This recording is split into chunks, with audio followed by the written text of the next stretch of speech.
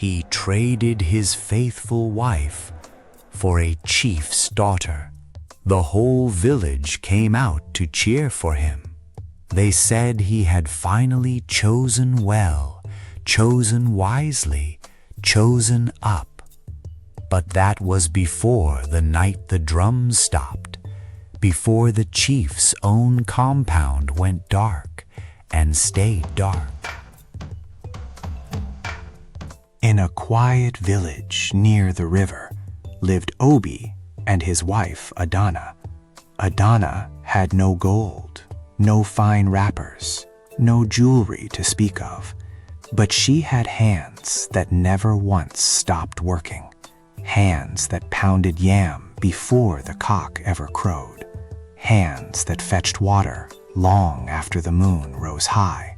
When Obi fell sick, the whole village whispered he would not survive it.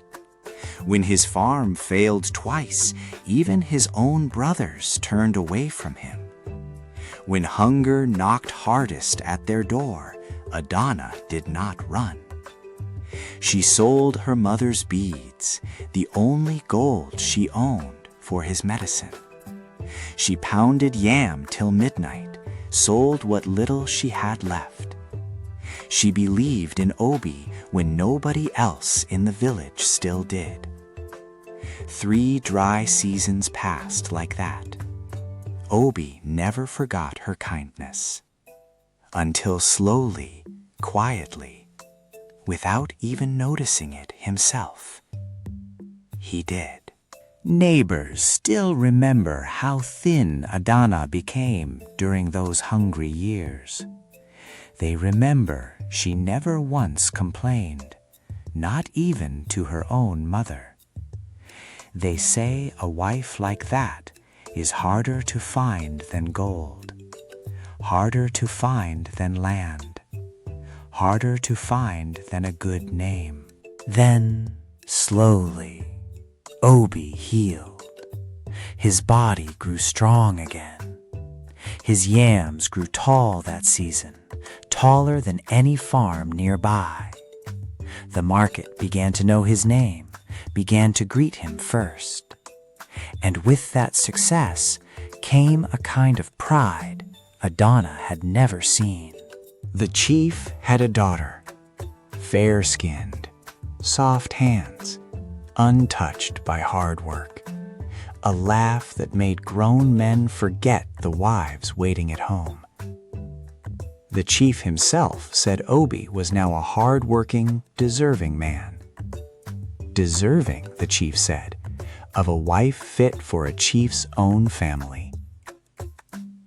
Adana heard those words through the compound wall and said nothing.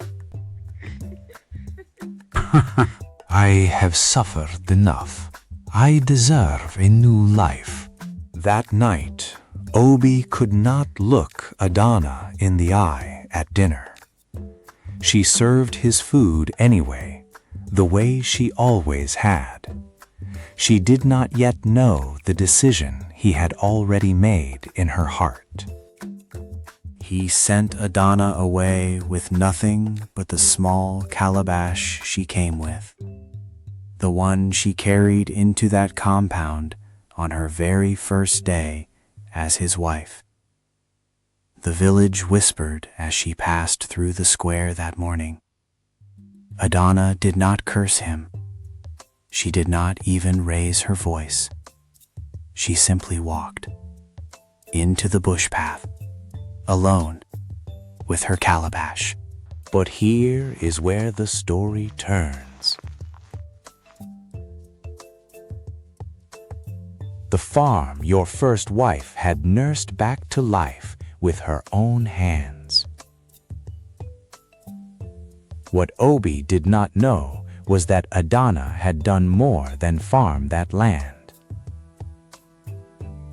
Every morning before sunrise, for 3 long years, she had gone to the boundary tree. She poured palm oil at its roots and whispered to the ancestors for protection. And the land, quiet as it seemed, remembered every single one of those mornings. Give my father your old farm in exchange. I agree. Take the farm. It means nothing now. 2 weeks later, the chief's yams began rotting straight from the root. The river that once fed his whole compound dried at the edges.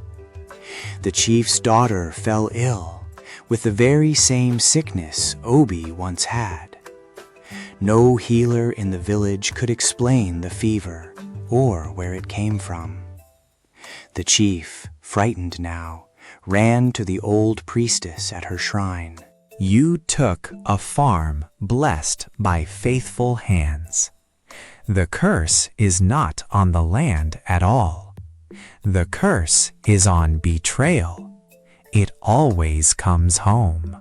Obi fell to his knees the moment he heard the priestess speak. He ran barefoot through the dark, straight to the bush path. The same path where he had once sent Adana away with nothing. He found her there, sitting calm beneath the very boundary tree, not suffering, not bitter, sharing roasted maize with village children around her. She said it gently, without anger, almost with something like pity in her voice. You traded gold for glitter.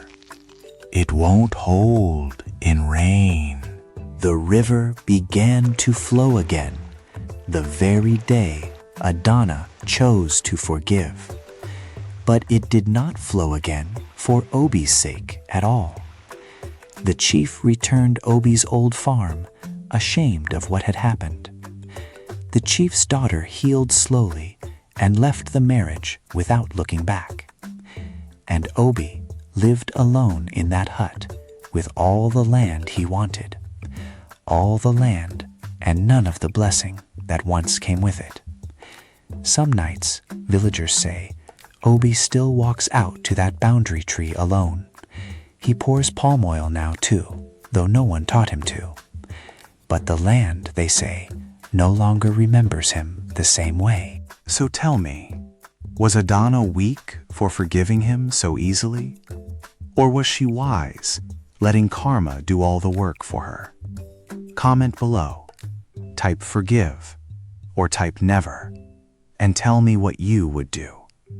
If you love stories that expose the truth of the human heart, follow Tales by Moonlight now for a new story every single evening.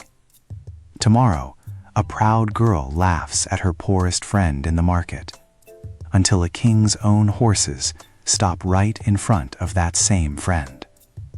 Come closer. The moon is listening. No prompt received.